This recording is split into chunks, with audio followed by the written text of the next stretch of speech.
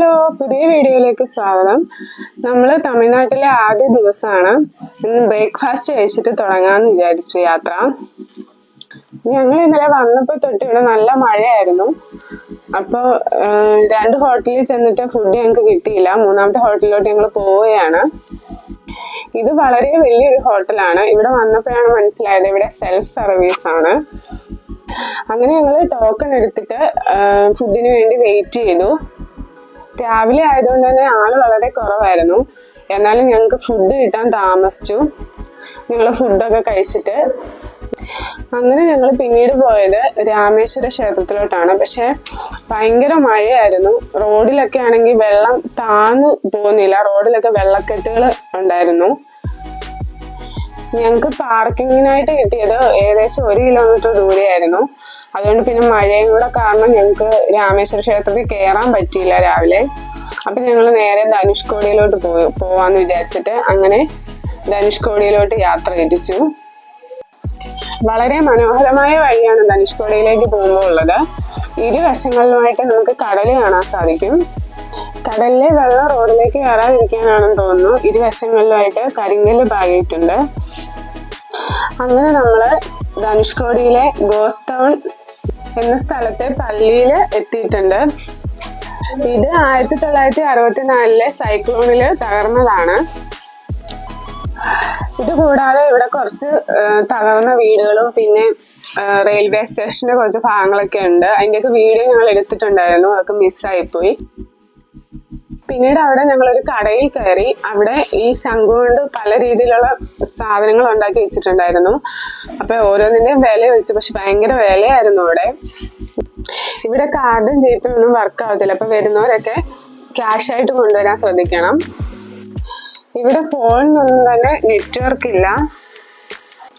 അതുകൊണ്ടാണ് ജീപ്പയും കാർഡും ഒന്നും അക്സെപ്റ്റ് ആവാത്തത്. അങ്ങനെ ഞങ്ങൾ അവിടുന്ന് യാത്ര തിരിച്ചു. ഇത് അവിടുത്തെ ലൈറ്റ് ഹൗസ് ആണ്. ഇനി ഞങ്ങളുടെ യാത്ര അരിച്ചൽമുനെ എന്നറിയപ്പെടുന്ന ലാസ്റ്റ് റോഡ് ഓഫ് ഇന്ത്യ ലക്ഷ്യമാക്കിയാണ്.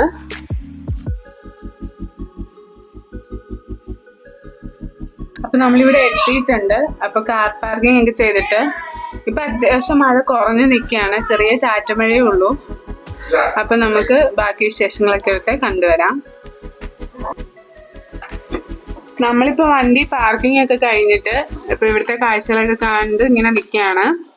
അപ്പൊ ഇവിടെ കൂടുതലും മലയാളികളുടെ വണ്ടിയാണ് കേട്ടോ കണ്ടത്. കൂടുതലും മലയാളികളെ ഇവിടെ കാണാൻ വരുന്നേന്ന് തോന്നുന്നു. അത്യാവശ്യം നല്ല കാറ്റുണ്ടായിരുന്നു ഇവിടെ. കുറച്ചുനേരം ഞങ്ങൾ അതൊക്കെ ആസ്വദിച്ച് ഇവിടെ നിന്നു. ഇവിടെ ഇരുവശങ്ങളിലുമായിട്ട് ധാരാളം വഴിയോര കച്ചവടക്കാരുണ്ടായിരുന്നു. അത് ശംഖു കൊണ്ട് പല രീതിയിലുള്ള സാധനങ്ങൾ ഉണ്ടാക്കി വെച്ചിട്ടുണ്ടായിരുന്നു. അവിടെ നമ്മുടെ ഈ തലയിലിടുന്ന ക്ലിപ്പ് മുതൽ ബാക്കി എല്ലാ സാധനങ്ങളും നമുക്ക് അവിടെ കാണാൻ കഴിഞ്ഞു.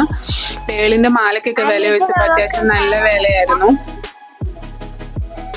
പിന്നെ അത് കൂടാതെ നമുക്ക് കഴിക്കാൻ പറ്റുന്ന പൈനാപ്പിൾ, മാംഗോ അങ്ങനെയുള്ള കുറച്ച് സാധനങ്ങളൊക്കെ ഇവിടെ ഉണ്ടായിരുന്നു. ഞങ്ങൾ കുറച്ച് ഷോപ്പിംഗ് ഒക്കെ നടത്തി. അതിനുശേഷം ഇവിടുത്തെ കാഴ്ചകളൊക്കെ ആസ്വദിച്ച് ഞങ്ങൾ കുറച്ച് ഫോട്ടോസും വീഡിയോസൊക്കെ എടുത്തു. ഏകദേശം 2 മണിക്കൂറോളം ഞങ്ങളിവിടെ ചെലവഴിച്ചു. അത് കഴിഞ്ഞിട്ട് നേരെ ഞങ്ങൾ രാമേശ്വരം, നമുക്ക് കയറാൻ പറ്റിയില്ലല്ലോ, അപ്പൊ രാമേശ്വരം ക്ഷേത്രത്തിലോട്ട് യാത്ര തിരിച്ചു. അങ്ങനെ നമ്മൾ രാമേശ്വരം ക്ഷേത്രത്തിന്റെ മുന്നിലെത്തി. ഇപ്പൊ ഇവിടെ മഴയ്ക്കൊക്കെ ഒരു ശമനം കിട്ടിയിട്ടുണ്ട്. ഇപ്പൊ ഏകദേശം 2 മണി ആയിട്ടുണ്ട്. അപ്പൊ ഞങ്ങൾ ഇതുവരെ ഫുഡ് കഴിച്ചിട്ടില്ല. ഉച്ചക്കത്തെ ഈ ദർശനം കഴിഞ്ഞിട്ട് നേരെ ഫുഡ് കഴിക്കാന്ന് വിചാരിച്ചു. ഇവിടുത്തെ സമയമൊന്നും ഞങ്ങൾക്ക് അറിയത്തില്ല. അപ്പൊ എന്തായാലും കേറി നോക്കാം. അങ്ങനെ നമ്മൾ അമ്പലത്തിനുള്ളിലേക്ക് എത്തിയിട്ടുണ്ട്. അപ്പൊ നേരെ നമ്മൾ ചെന്ന് കയറുമ്പോൾ തന്നെ കാണുന്നത് ഇരുവശങ്ങളിലുമായിട്ട് കുറെ കടകളാണ്. പക്ഷെ അതൊക്കെ അടച്ചിട്ടിരിക്കുകയായിരുന്നു. ദർശന സമയം അല്ലാത്തതുകൊണ്ടായിരിക്കും. പിന്നെ ഞങ്ങൾ അവിടെ ദർശന സമയം എപ്പോഴാന്ന് ചോദിച്ചപ്പോൾ 3:15 ഒക്കെ ആവുമെന്ന് പറഞ്ഞു. പിന്നെ ഞങ്ങൾ അതുവരെ അവിടെ നിന്നു. പിന്നെ ഇതിനുള്ളിലേക്ക് കയറുമ്പോഴത്തേന് നമുക്ക് ഇരുവശങ്ങളിലുമായിട്ട് കൽത്തൂണുകളാണ് കാണാൻ പറ്റുന്നത്. അതിൽ കരിങ്കല്ല് വെച്ച് കൊത്തുപണികൾ നടത്തിയിട്ടുള്ള ഓരോ ശില്പങ്ങൾ കാണാം.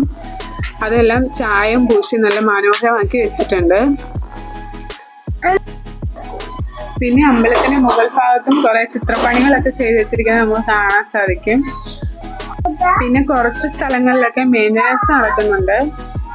ഈ പൊളിഞ്ഞ ഭാഗത്തൊക്കെ ഏകദേശം 1 മണിക്കൂറോളം നിന്നിട്ടാണ് നമുക്ക് ഇവിടുന്ന് തൊഴാൻ പറ്റിയത്. അപ്പം തൊഴാനായിട്ട് കയറാൻ പോകുമ്പോൾ ക്യാമറ ഒന്നും നമുക്ക് അലൗഡ് അല്ല, അതുകൊണ്ട് വീഡിയോ ഒന്നും എടുക്കാൻ പറ്റിയില്ല. അങ്ങനെ നമ്മൾ അമ്പലത്തിൽ നിന്നൊക്കെ തൊഴുതിറങ്ങിയിട്ടുണ്ട്. ഇനി നേരെ നമ്മൾ പോകുന്നത് മധുരയിലേക്കാണ്. മധുര മീനാക്ഷി ക്ഷേത്രമാണ് ലക്ഷ്യം. അപ്പോൾ അങ്ങനെ നമ്മൾ രാമേശ്വരത്തോട് വിട പറയുകയാണ്. പ്രശസ്തമായ പാമ്പൻ പാലത്തിനരികിലൂടെയാണ് നമ്മുടെ യാത്ര. വളരെ മനോഹരമായ വശക്കാഴ്ചകളാണ് നമുക്ക് കാണാൻ സാധിക്കുന്നത്. രാമേശ്വരത്തെ പ്രധാന കരയുമായി ബന്ധിപ്പിക്കുന്ന പാലമാണ് പാമ്പൻ പാലം. ഇത് രാജ്യത്തെ 2ാമത്തെ ഏറ്റവും നീളമുള്ള പാലമാണ്. ഇതിന്റെ ഒരു സൈഡിൽ കാണുന്നതാണ് പാമ്പൻ റെയിൽ പാളം. ഏകദേശം 100 വർഷത്തോളം പഴക്കമുണ്ട് ഇതിന്. ഇത് ഇന്ത്യയിലെ ആദ്യത്തെ കടൽപ്പാലമായിരുന്നു. 1988 പാമ്പൻ പാലത്തിന് സമാന്തരമായി ഒരു റോഡ് പാലം നിർമ്മിക്കുന്നത് വരെ രാമേശ്വരത്തെ ഇന്ത്യയുടെ പ്രധാന ഭൂപ്രദേശവുമായി ബന്ധിപ്പിച്ച ഉപരിതല ഗതാഗത ലിങ്ക് പാമ്പൻ പാലമായിരുന്നു.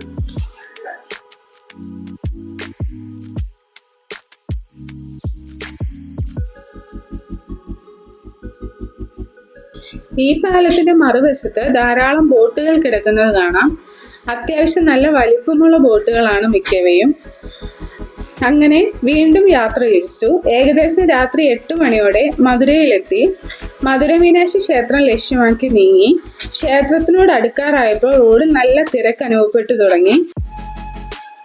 വണ്ടി പാർക്ക് ചെയ്തതിനു ശേഷം നേരെ അമ്പലം ലക്ഷ്യമാക്കി നടന്നു. പോകുന്ന വഴിയിലെല്ലാം ധാരാളം കടകൾ ഉണ്ടായിരുന്നു. മിക്കതും അമ്പലത്തിന് വേണ്ടിയുള്ള സാധനങ്ങളും പിന്നെ ഫാൻസി സ്റ്റോഴ്സ്, തുണിക്കടകള്, അങ്ങനെ കുറേ അധികം കടകൾ ഉണ്ടായിരുന്നു. ഇവിടെ അമ്പലത്തിലേക്ക് കയറുമ്പോൾ ഫോൺ കൊണ്ടുപോകാൻ പറ്റില്ല, കൗണ്ടറിൽ സൂക്ഷിക്കണം. അതിന് പ്രത്യേകിച്ച് ഫീസ് ഒന്നുമില്ല. അങ്ങനെ നമ്മുടെ ഫോണും ബാഗും ചെരുപ്പും എല്ലാം നമ്മൾ ക്ലോക്ക് റൂമിൽ കൊടുത്തിട്ട് നേരെ അമ്പലത്തിലേക്ക് കയറി. അവിടെയും ചെക്കിംഗ് ഒക്കെ കഴിഞ്ഞതിന് ശേഷമാണ് നമ്മളെ അമ്പലത്തിലേക്ക് കടത്തി വിടുന്നത്. അങ്ങനെ നമ്മൾ ദർശനമൊക്കെ കഴിഞ്ഞിറങ്ങി. അപ്പോൾ അമ്പലത്തിനകത്ത് ഫോൺ കയറ്റാത്തതുകൊണ്ട് തന്നെ നമുക്ക് അവിടുത്തെ ബാക്കി കാര്യങ്ങളൊക്കെ ഞാൻ വിശദീകരിച്ച് പറയാം. അമ്പലത്തിനകത്തേക്ക് കയറുമ്പോൾ 2 ക്യൂ ആണ് ഉള്ളത്. ഒന്ന് നോർമൽ ക്യൂവും മറ്റേത് പെയ്ഡ് ക്യൂവും ആണ്. പെയ്ഡ് ക്യൂവിന് ഒരിടത്ത് ദർശനം നടത്താൻ 50 രൂപയും 2 ദർശനം നടത്താൻ 100 രൂപയുമാണ്. എന്നിട്ടും ഏകദേശം 1 മണിക്കൂറോളം ക്യൂവിൽ നിന്നിട്ടാണ് തൊഴാൻ സാധിച്ചത്. ദർശനം കഴിഞ്ഞ് ഏകദേശം 10:30 പുറത്തിറങ്ങി. നമ്മൾ തിരിച്ചിറങ്ങിയപ്പോൾ റോഡ് മുഴുവൻ കാലിയായി. നമ്മൾ ആദ്യം കണ്ട തിരക്കൊന്നും ഇപ്പോഴില്ലായിരുന്നു. നേരെ പാർക്കിങ്ങിൽ ചെന്ന് വണ്ടി എടുത്തതിന് ശേഷം പിന്നെ റൂം എടുത്ത് ഇവിടെ സ്റ്റേ ചെയ്യാൻ വേണ്ടി തീരുമാനിച്ചു. അപ്പോൾ ഇത്രയേ ഉള്ളൂ ഞങ്ങളുടെ ഇന്നത്തെ വീഡിയോ. ഇഷ്ടമായാൽ എല്ലാവരും ലൈക്ക് ചെയ്യുക, കമൻറ്റ് ചെയ്യുക, സപ്പോർട്ട് ചെയ്യുക. പുതിയതായിട്ട് ആരെങ്കിലും വീഡിയോ കാണുന്നവരുണ്ടെങ്കിൽ സബ്സ്ക്രൈബ് ചെയ്തേക്കണേ. പിന്നെ അടുത്ത വീഡിയോയിൽ കാണുന്നതുവരെ താങ്ക് യു.